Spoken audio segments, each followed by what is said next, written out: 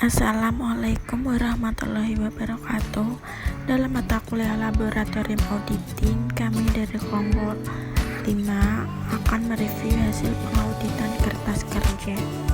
Dalam kelompok kami yang beranggotakan saya sendiri, Rizky Faridatul Adha, yang kedua Pipit Utami, yang ketiga Endang Sri Wahyuni, dan yang keempat Sukawati. Baik, di sini saya Rizky Faridatul Adha akan menjelaskan mengenai pengertian kertas kerja pemeriksaan.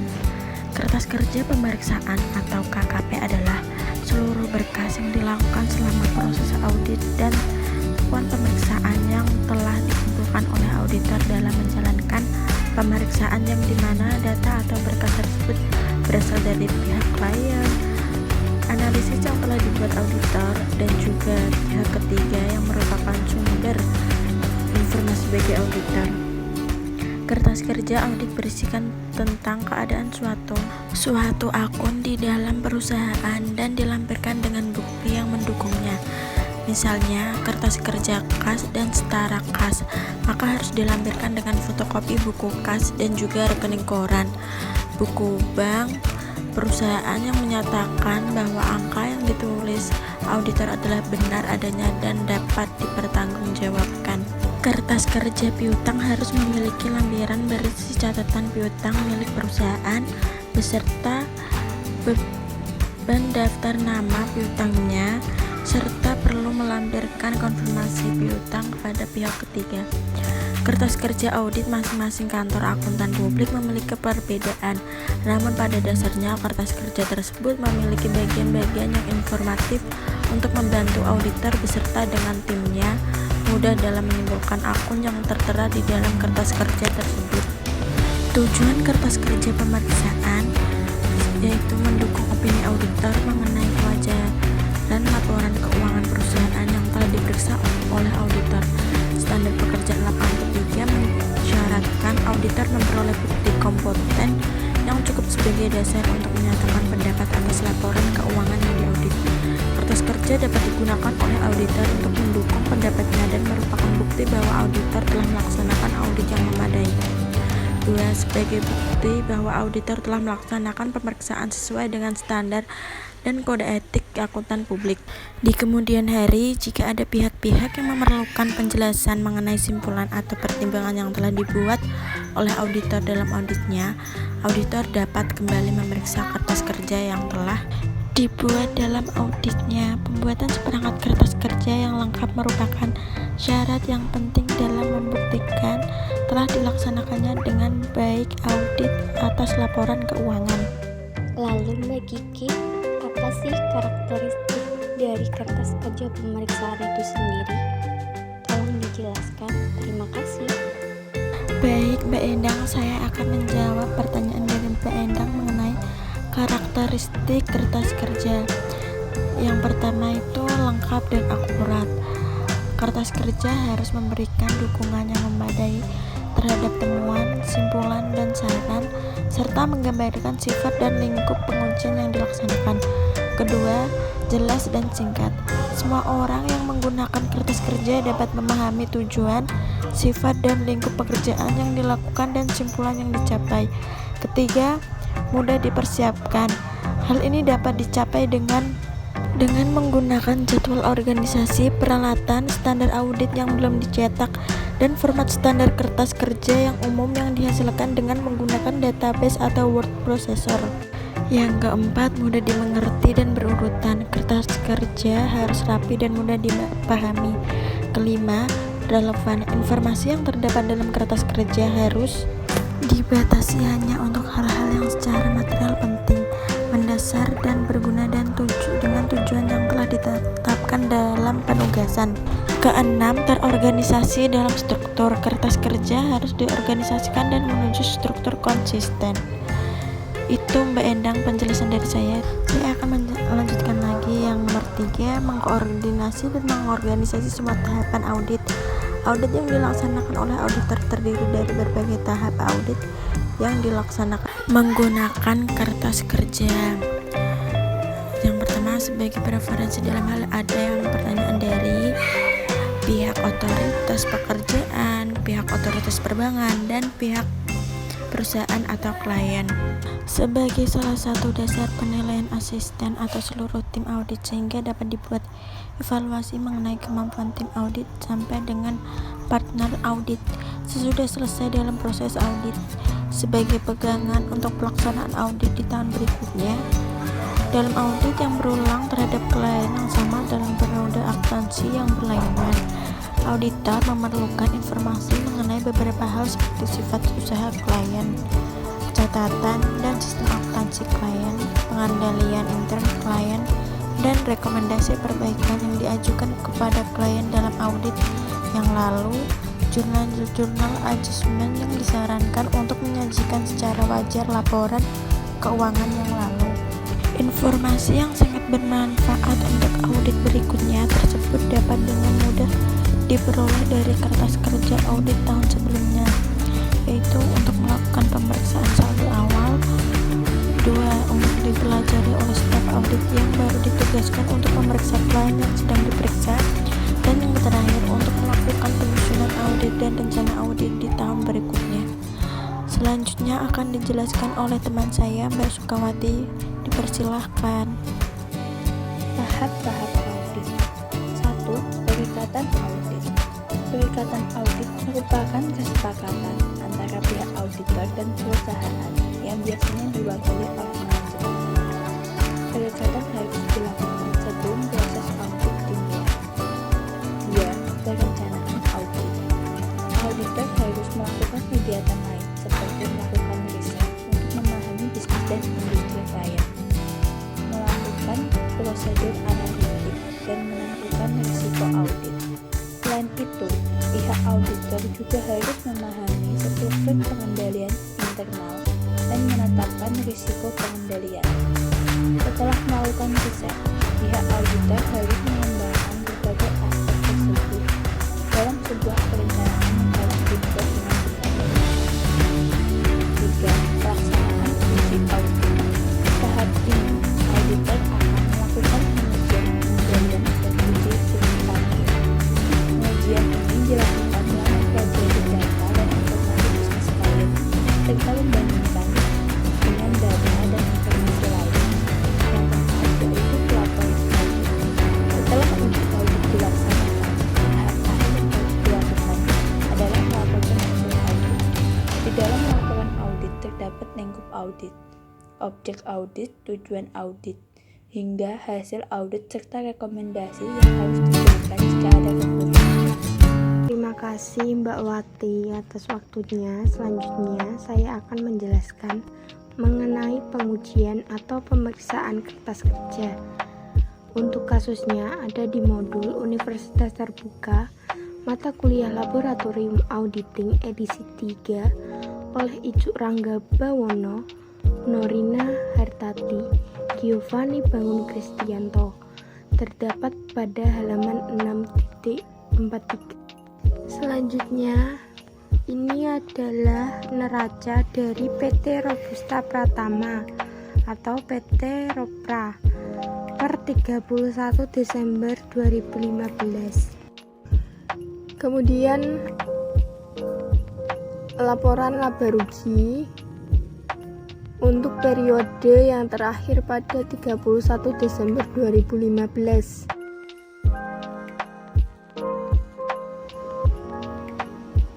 Dari pemeriksaan laporan keuangan PT Robusta Pratama tahun 2015 ditemukan bukti sebagai berikut. 1.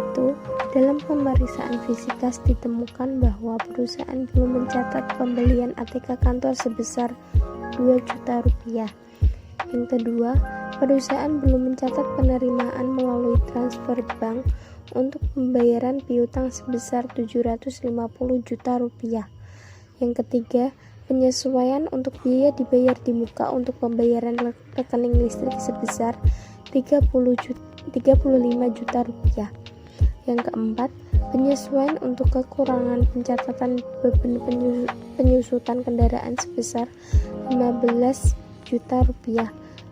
Yang kelima, Penyesuaian untuk pendapatan diterima di muka yang telah jatuh tempo dan diakui sebagai pendapatan sebesar Rp1.500.000.000.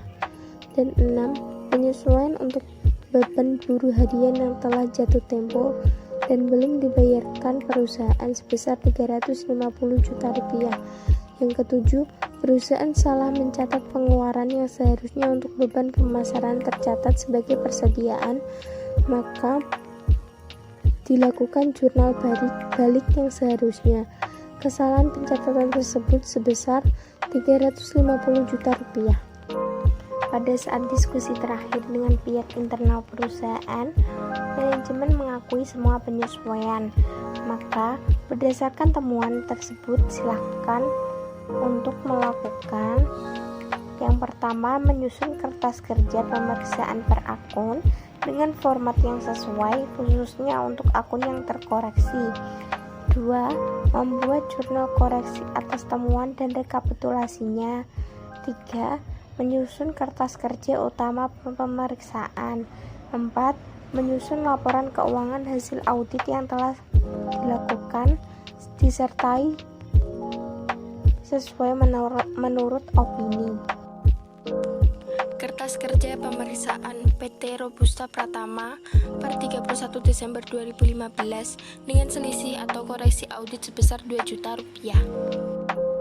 Kertas kerja pemeriksaan bank per 31 Desember 2015 dengan selisih atau koreksi audit sebesar Rp750 juta.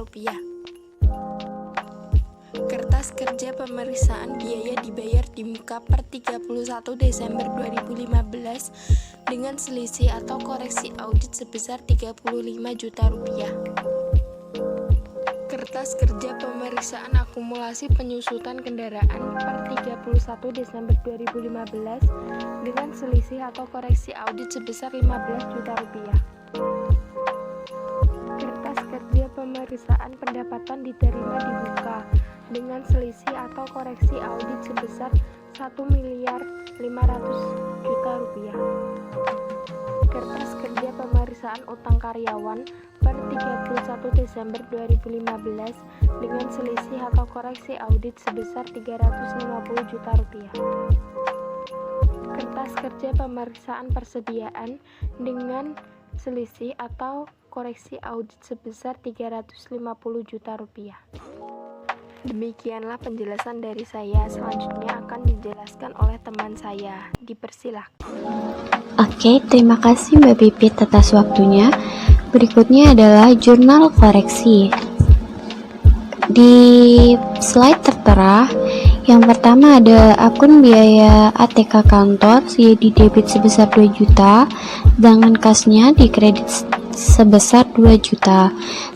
Kemudian ada bank di debit sebesar 750 juta dan piutang usahanya 750 juta. Dan yang ketiga, beban atau biaya listrik di debit sebesar 35 juta dan di kredit biaya dibayar di muka 35 juta. Yang keempat, biaya penyusutan kendaraan yaitu di debit sebesar 15 juta, sedangkan akumulasi penyusutan kendaraannya di debit sebesar 15 juta. Yang kelima, pendapatan diterima di muka 1.500.000.000, pendapatannya di kredit sebesar 1.500.000.000. Yang keenam, ada beban atau biaya buruh harian yaitu di debit sebesar 350 juta dan utang karyawannya di kredit 350 juta.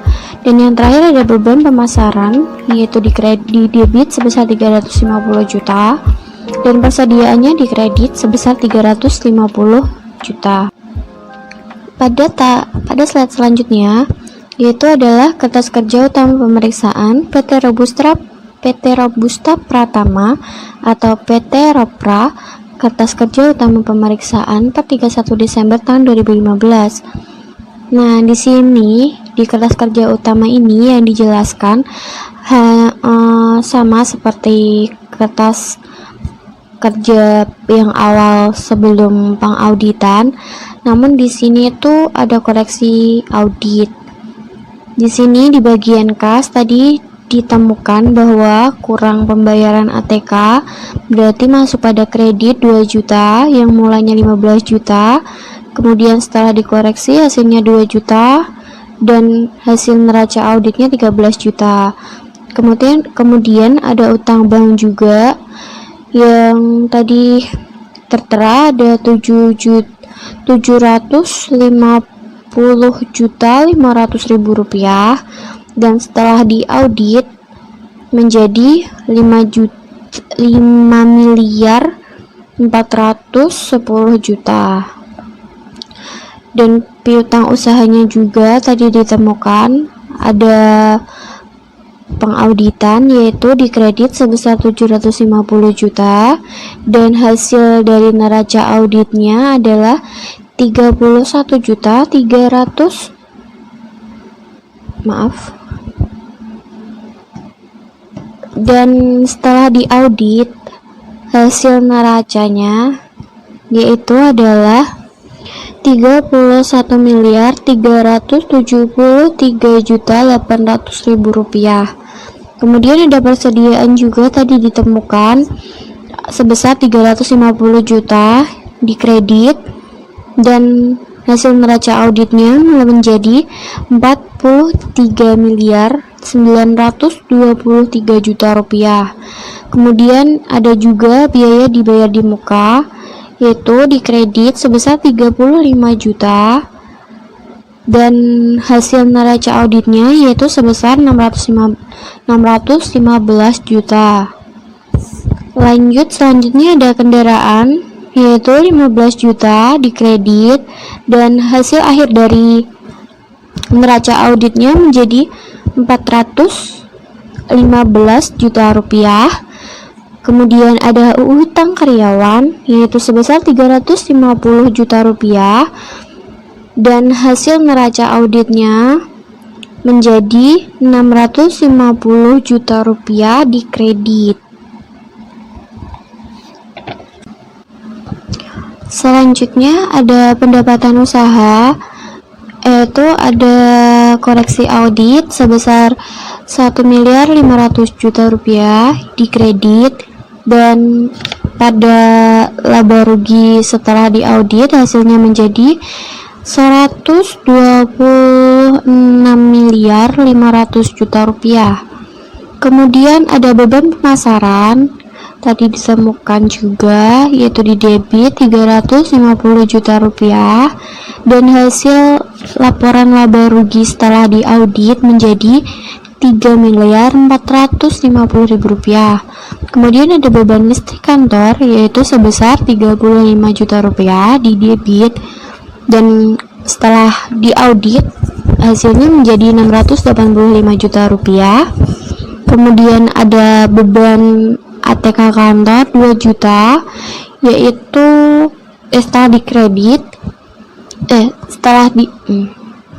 kemudian ada beban ATK kantor yaitu sebesar 2 juta rupiah di debit. Kemudian pada laporan setelah diaudit hasilnya menjadi 202 juta rupiah. Kemudian ada beban penyusutan yaitu sebesar 15 juta rupiah di debit dan pada laporan laba rugi setelah diaudit menjadi 815 juta rupiah. Kemudian ada beban buruh harian di debit sebesar 350 juta rupiah dan pada laporan laba rugi setelah diaudit hasilnya menjadi 6.050 juta rupiah. Di sini pada laporan akhirnya total laba ruginya menjadi 128 miliar rupiah dan pada neracanya menjadi 94.334 juta rupiah. Selanjutnya adalah laporan laba rugi dari PT Robusta Pratama atau PT POP Ropra per 31 Desember tahun 2015. Di sini yang tadi awal mula pendapatan usahanya sebesar 125 miliar berubah menjadi 126 miliar 500 juta rupiah. Dan kemudian laba kotornya yang semula dari 25 juta rupiah 25 miliar rupiah menjadi 26 miliar 500 ribu rupiah. Kemudian perubahan selanjutnya yaitu pada beban pemasaran yang semula adalah 3 miliar 100 ribu rupiah 100 juta rupiah berubah menjadi 3 miliar 450 juta rupiah. Kemudian ada beban listrik kantor yang semula 650 juta rupiah sekarang setelah pengauditan berubah menjadi 685 juta rupiah. Kemudian ada beban ATK kantor yang semula 200 juta rupiah setelah pengauditan menjadi 202 juta rupiah. Kemudian ada beban penyusutan yang semula adalah 800 juta rupiah setelah pengauditan menjadi 815 juta rupiah. Dan juga beban buruh harian yang semula adalah 5 miliar 700 juta rupiah berubah menjadi 6 miliar 50 juta rupiah. Dan tentu saja karena perubahan itu jumlah beban administrasi dan umum pendapatan dan beban lain-lain yang semula adalah 15 miliar 700 juta rupiah berubah menjadi 16 miliar 452 juta rupiah. Pendapatan lain-lain, beban lain-lain tetap tidak ada yang berubah. Jumlah pendapatan dan beban lain-lainnya sama 500 juta rupiah. Dan perubahannya yaitu ada pada laba sebelum beban bunga bank.